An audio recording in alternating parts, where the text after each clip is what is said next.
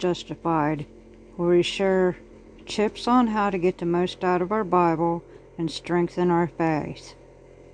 This is a place to discuss Bible study and Bible study techniques and methods, and Bible journaling.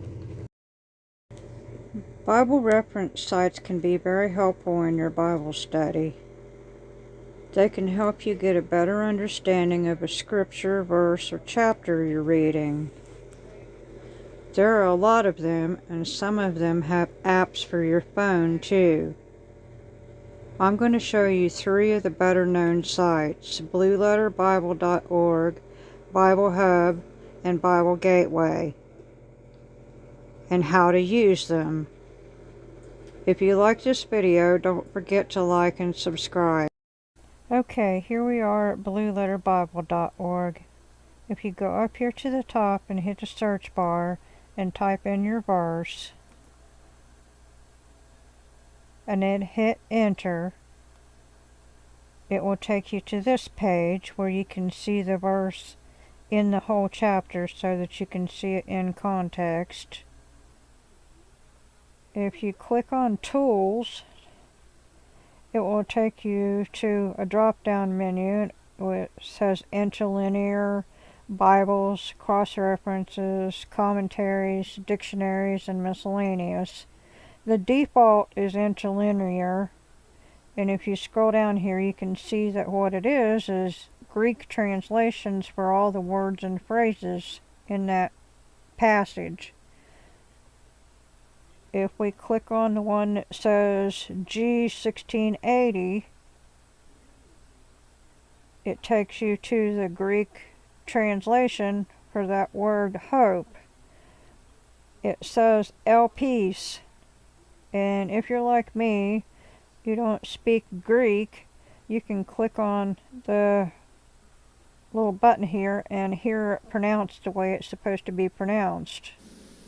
Strong's G1680, elpis, elpis.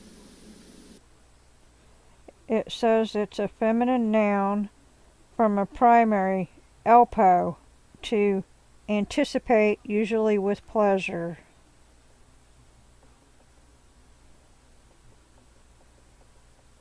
If you scroll down here, you see Vine's Expository Dictionary.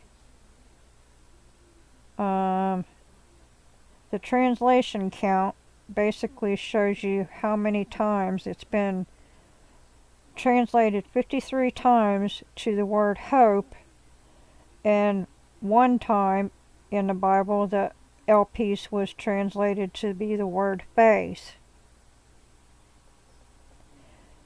There's an outline of biblical usage which shows you all the different meanings, how it's used in the Bible. It sometimes means an expectation of evil or fear, or expectation of good, hope, and in the Christian sense it means joyful and confident expectation of eternal salvation. If it has a preposition in front of it, like on or in, it usually means the author of hope, or he who is its foundation, meaning Jesus, or it can mean the thing hoped for, which is salvation itself. Go down through here, there's more Strong's definitions: to anticipate with pleasure, expectation or confidence, faith, hope. There's a Thayer's Greek lexicon, which is more or less a Greek dictionary. If you go down a little farther, you get cross-references that show you everywhere that that Greek word 1680 elpis has been used in the Bible, so that you can see it used in other places and you can maybe get a better understanding of what it actually means or how it's used. If we go back where we were at, then we can see where it says Bibles. it will open up and show you all the different translations for that verse so that you can compare them and get a better understanding of the meaning. And then there's more cross-references. There's a lot more of them here. There are commentaries. There are Chuck Smith and David Guzik are good modern ones. Matthew Henry's and Spurgeon are older ones. I like Matthew Henry's. I have a hardback copy of that I use.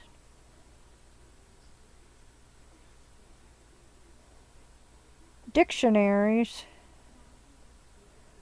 There are a whole bunch of dictionaries here that you can look things up. They're Bible dictionaries rather than like looking up something in Webster's. Although if you don't know really what it means in English, that's a good thing to do, is look it up in Webster's too. Now on to BibleHub.com. Right at the top are all the different translations, right where you can find them. If you type in a verse up here,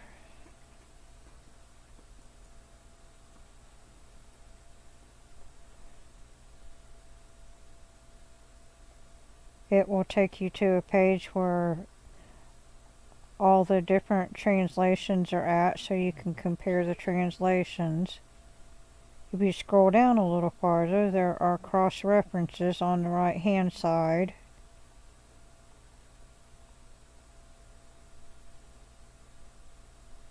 You go back up to the top, there's a category for commentary, and there's a whole lot of commentaries and dictionaries over here to choose from.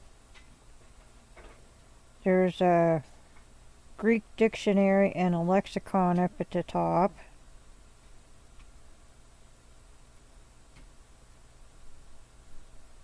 Okay, let's go to Bible Gateway.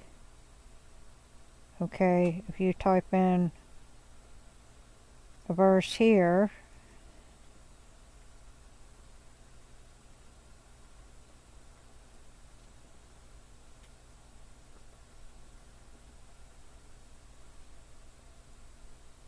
it will bring you to a page where your verse is at, and you have the option to read your full chapter, or you can click right here and you can see all the English translations.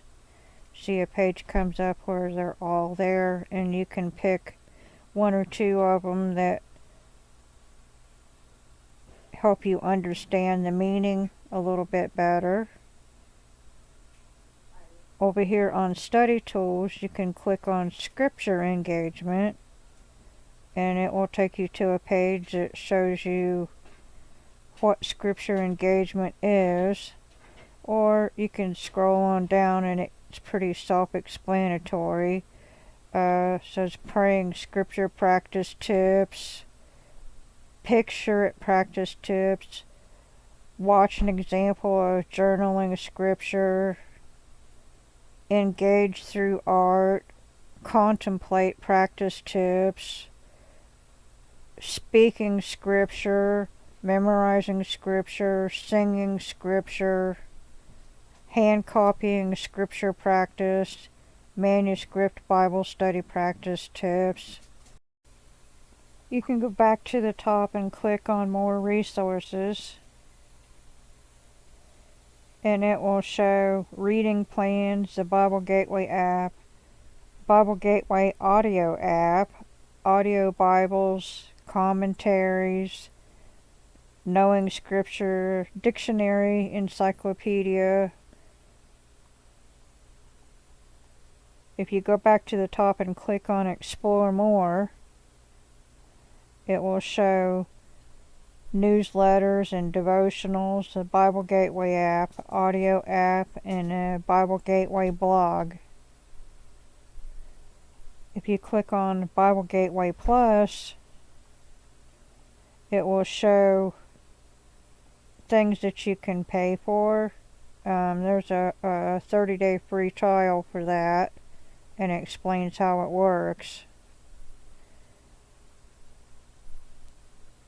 But my pick is still the Blue Letter Bible because of how it has the pop-up tools all in one place where you can get to them and use them. You don't have to hunt for them, they're all right there. And I'm just kind of used to it because I have the Blue Letter Bible app on my phone, and I can take it wherever I want to take it. It's a lot easier than trying to carry books with you. All three of these apps are pretty handy, especially if you don't have a whole library full of Bible reference books and you can't afford them. They do cost a little bit of money, but if you're going to buy books, reference books are an admirable thing to spend your money on. You never know when you won't have the internet to depend on. And there's just something about having a book in your hands. But not everybody can afford to do that, so these websites and apps are a really handy thing to have, so they can help you research and study your Bible to where you have a more clear understanding of things. I hope that I have helped you understand how to use these websites so that you can do that. Okay, that's it for now.